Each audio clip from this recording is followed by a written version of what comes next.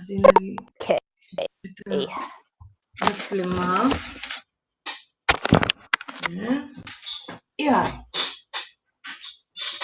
אז אני מקשיבה. So today I want to talk to you about something. Yes, I do. All right. I see you and I hear you. Okay, today I want to talk to you about something that's called will. And why is it? There we go, will. Okay, what does will mean? Now, from Ken Rickles' course on the Millionaire Mind Strategies. I'm not going to give it to you all because that wouldn't be quite fair to Ken Cleveland. But I think one important point that it is very worthwhile discussing over here is the idea of will.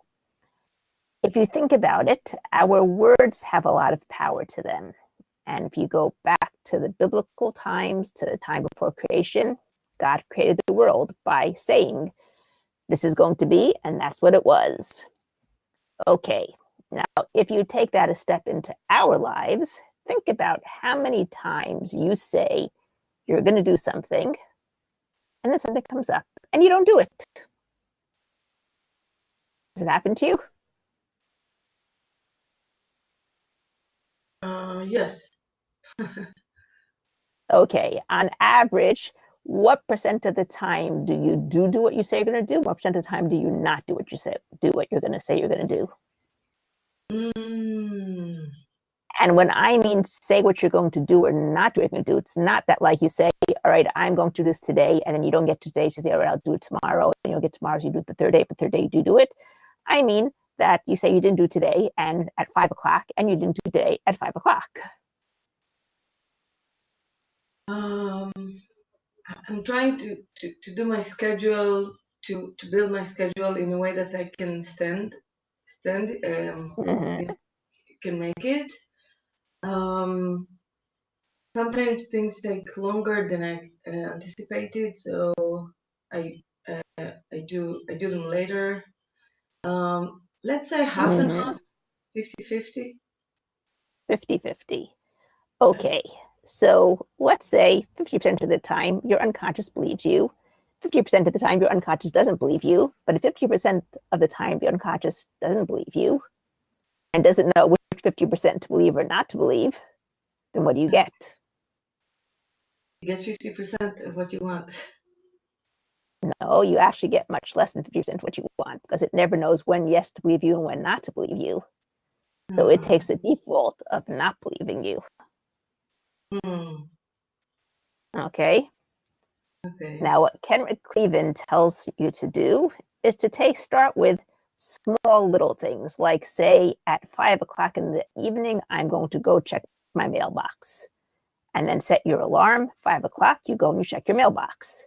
Say in 30 seconds, I'm going to take a drink of water. Set your alarm, 30 seconds comes, you take a drink of water. So you start with small, simple things that are easy to accomplish, easy to do, and no reason why not to do. Now, let me just give you an example. I said I was going to do this course today. Now, I woke up this morning and I noticed a notice on my fence that said there is no electricity from 8:30 in the morning until 4 in the afternoon. Wow. I'm like, okay, this is interesting. How am I going to manage to do this? So I went to the car. I charged my phone in the car because I couldn't charge it in the house because there was no electricity. And now I'm using a hotspot phone to my computer, hoping that the computer is going to last out till at least the session because I just need to charge the computer. But I did my utmost to keep what I said that I'm going to give the session. Okay, now obviously there are certain things in nature that you have no control over. Right. But within your control, if you trust your word as much as and that includes no lying. Okay, now let's just take lying one step further. I think this is something that we all do. It's not direct lying. It's lying by deletion, not telling the whole truth, right? Ever done that?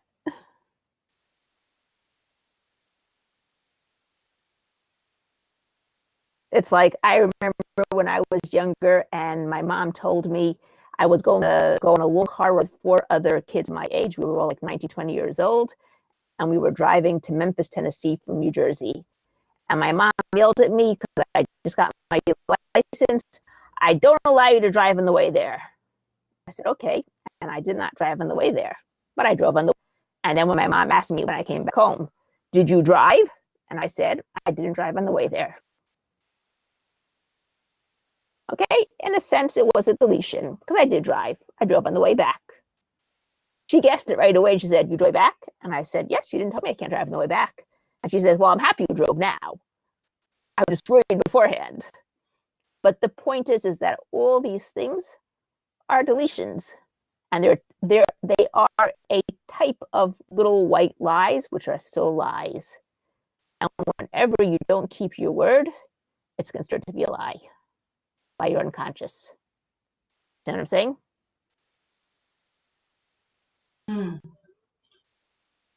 So what you say is even the very small lies, which are white lies or everyday lies that you don't intentionally lie, or you make the reality a little bit prettier for when you converse with others, are still lies in respect of your conscience, right? That's And you correct. and you want to minimize that. Exactly, as much as you can.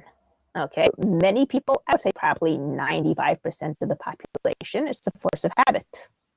They just do it. They don't even think about it. It just happens. But if you are conscious about it, so number one, be conscious to make yourself small tasks, which you will then be sure to do, even if they seem silly to you. It's the idea, the intention behind it. It's training your unconscious mind to believe you. And number two, with the bigger things, are to make some sort of, I will do the class at this specific time, unless there are other, unless there are circumstantial. Okay, saying unless there's other things more important is not necessarily a good way of saying it either, because then what you say is that the unconscious will say, well, I will try giving you the money unless there's some that are more, right? Think about the fact that the unconscious, as smart as it is, it's so extremely childish in certain ways and takes things extremely, extremely literally. Okay? So if you were talking to a young child who takes things literally, it's like you can't use sarcasm with young children.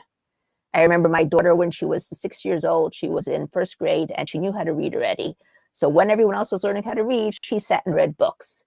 And she was in the middle of a book and she was very engrossed in the book. And the teacher came up to her and said, don't worry about us. We're going to the center of the room for carpet time to have a talk, but you can continue reading over there. And she meant it sarcastically. And what did my daughter do? She stayed and she read. Teacher just told her, you can stay and read over here. Yay, I can stay and read. She didn't understand the sarcasm. So the same thing is with your unconscious mind. It doesn't understand sarcasm. It takes you literally at your word. Understand? Yeah. Mm-hmm. So it requires, number one, being careful with your wording. And number two, creating for yourself situations where you're showing that you keep your word, that you're able to keep your word. Okay, that was just a small point that I thought was important to bring. And each time I'll try bringing from all my different readings that I do, different small points that I think will help everybody who comes and watches this show, so that this workshop, so they can move forward as well. And for all those people who are who just come to watch it afterwards and don't join us, it would really be better for you if you came and join us, because the more people we have working on it, the more power we have to the work that we're doing. And we can help each other at all points. And if you don't show up, then we can't deal with your things and you'll have to deal with it by yourself, which is what you want. That's fine. But it would help us if we all work together. So right. What's your issue today, Oria?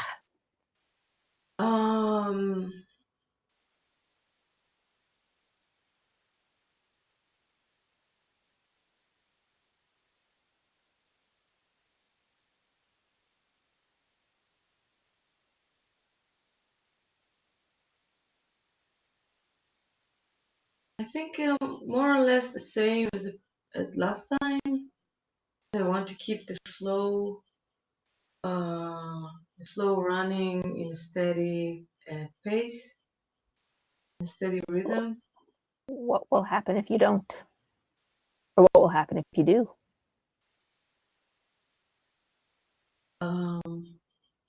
If I don't, I will not manage to save some money. Um, and I'll stay in a constant like in a very constant place. It's not changing. Okay, let me make one thing clear. You never stay in the same place. You either move ahead or you move back. The world is a fluid world. It's not a constant world. You can't freeze it unless you die. Yeah. And for you, it's frozen, but the rest of the world, it continues moving. Yeah, and even if you die, you keep on in another dimension, I suppose. Well, I can't vouch for that since I've never been there yet. But I can tell you that in this world, you never stay in the same place. You're either moving forward or you're moving backwards.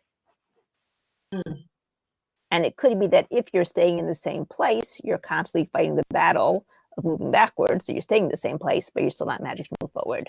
But you're still preventing yourself from sliding backwards. Okay. But you still haven't hit on the real block of what's keeping you from moving forwards. Okay. So yeah, the thing that I want to save more money and to be able to proceed and take my life to the next level. Uh, maybe buy a new car and to be able to assist my children more in um, their lives. Let me ask you a question. Do you put any money into savings now? Yes, I do. On a constant basis? Yeah, on a constant basis. How long have you been doing it for? How long? Mm-hmm. I think for 6 or 7 years. Okay. And do you ever touch that money? No. Okay. That's a heck of a good start. How much of your money do you put there? What? Not the sum amount. What percentage of your money do you put there? It's about 10%. Okay, 10%, the right amount. Now let's ask you another question. Do you also set aside money for doing fun things? I just started. Okay, After good start. Good start. Yeah, I just started after we started this the whole process of talking about it and understanding how important it is and what it will give me as a person. So Mm-hmm. yes, just started doing so. Excellent. And what about an education fund? Um, Not yet. Okay, you should be doing that too. And how much do you put in your play fund, by the way? I already put this month for like 5% of my income. Okay. And when you do the things now, the play things, the fun things, do you feel guilty about it? If I what do about it? All right. When I used to do fun things, and I did do fun things, but when I did do them, I would always have to second guess myself, think about it 15, 20, 30 times before I actually went and I did it, thinking, should I do it? Should I not do it? Should I do it? Should I not do it? I could use that money for this. I could use that money for that. Should I do it for this? Why am I letting myself do that? Do I deserve to do this right now? But I really have to pay for that. You know what I'm saying? All Yeah. the thoughts that go through your head when you're going about to spend money on yourself to have fun. Okay, those thoughts, since I've started this fund, no longer go through my head. Now I look how much money I have there, and I say, okay, can I afford it this month? Great, let me do it. Can't afford this month, so I choose something less to do this month. Okay, but it's no longer the washing machine in my head saying, should I do it? Should I not do it? Should I use this money for this, or should I use the money for that? Should I use money for that? This money is for playing. End. So when you use that 5%, do you still get the guilt?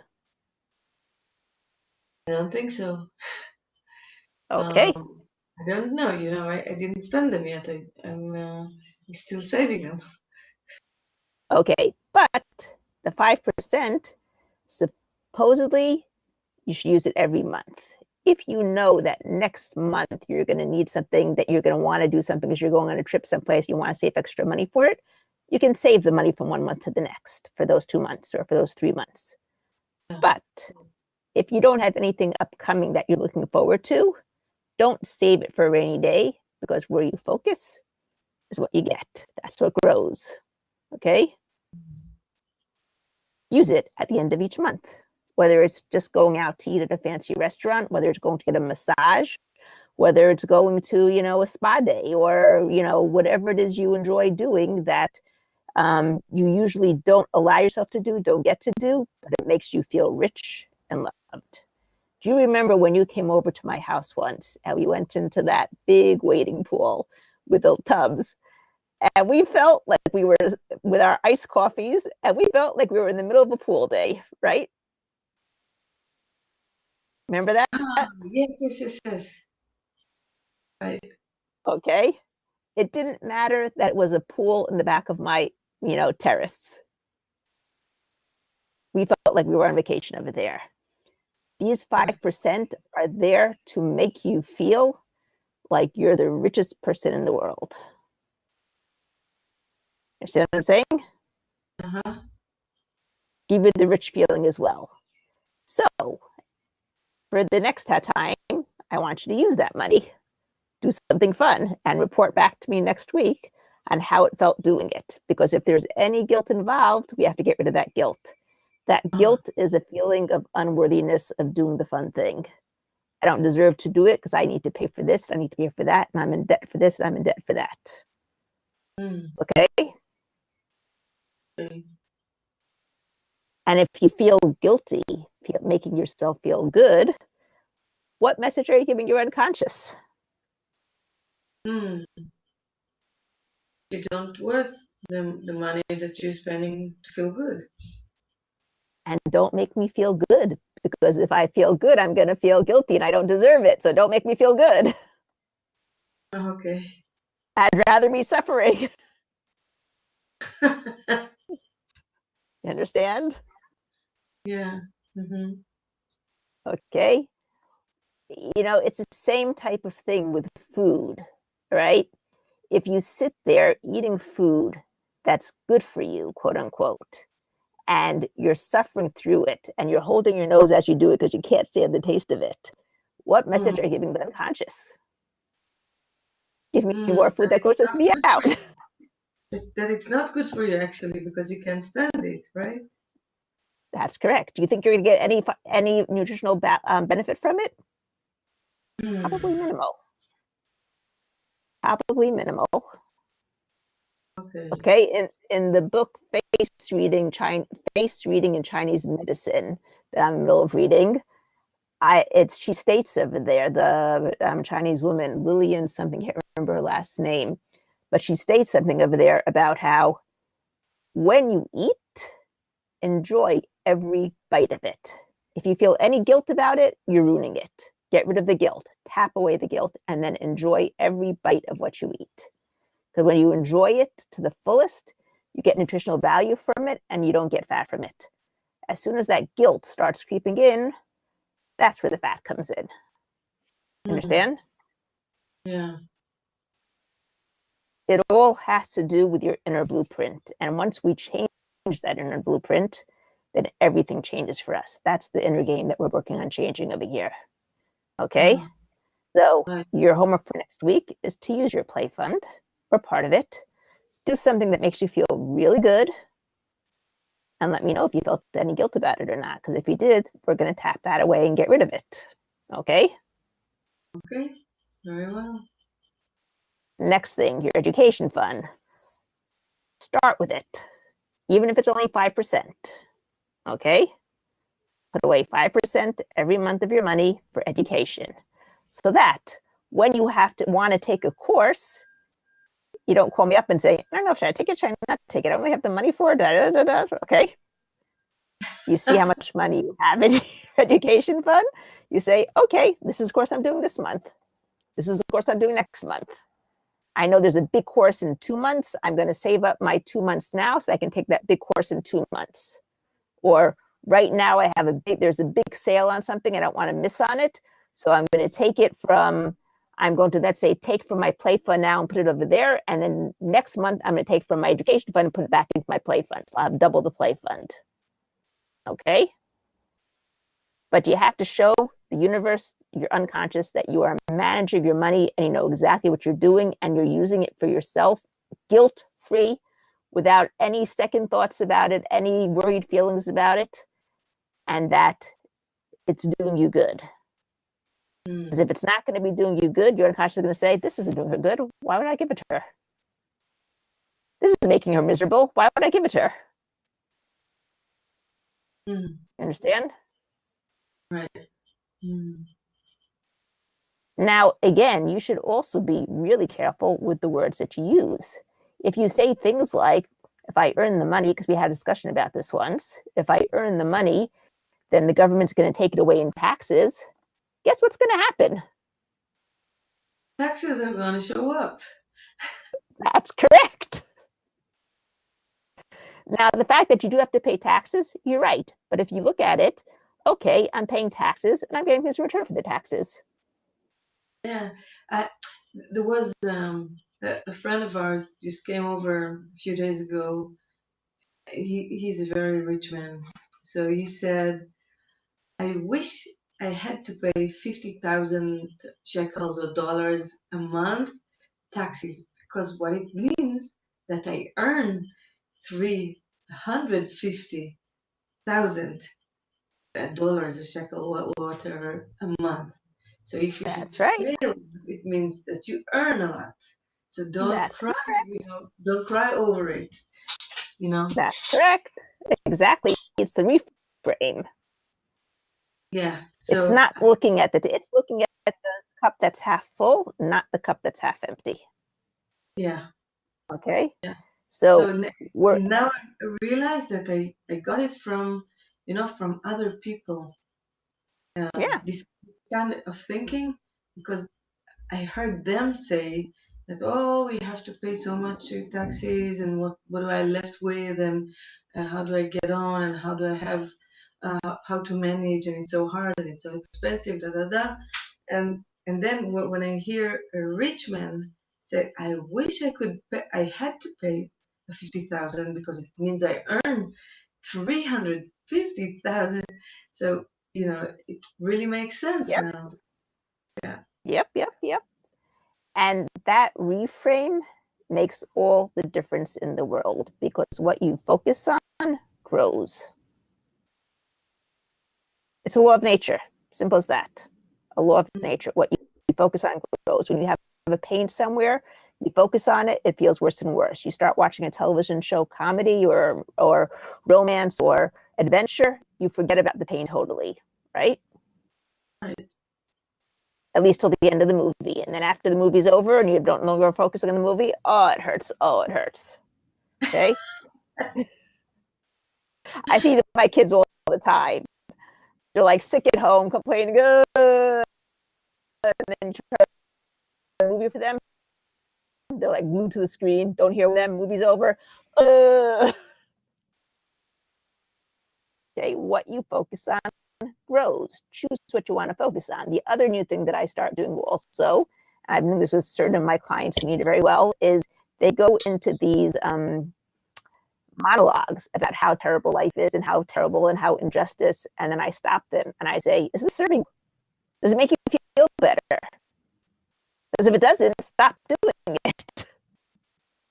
Do something else that does make you feel better, right? So if you sit there complaining about how little money you make and it's not serving you, then stop it. Think about how much money you are making. Right. It was interesting because I spoke to a cousin of mine and she was asking how much I earn. And I told her how much I earn. And I told her this is, the most I've ever earned, in my life. And I'm like so proud of myself. And she's like, it's not very much money. Yeah. I need You to have go. to get going also, right? Yeah. Hold on a second. I'll just finish, sorry, 1 second. She says, yeah.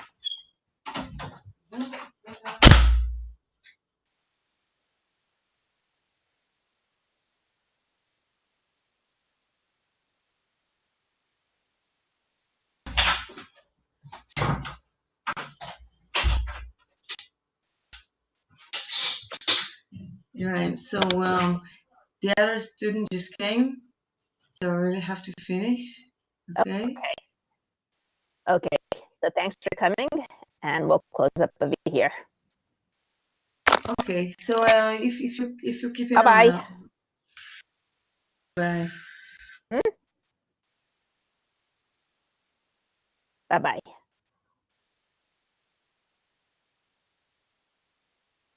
So Folio Nicole just finished the story. She said to me, that's not very much. I looked at her and I said, that's all the way you look at it. For me, it's a ton of money. And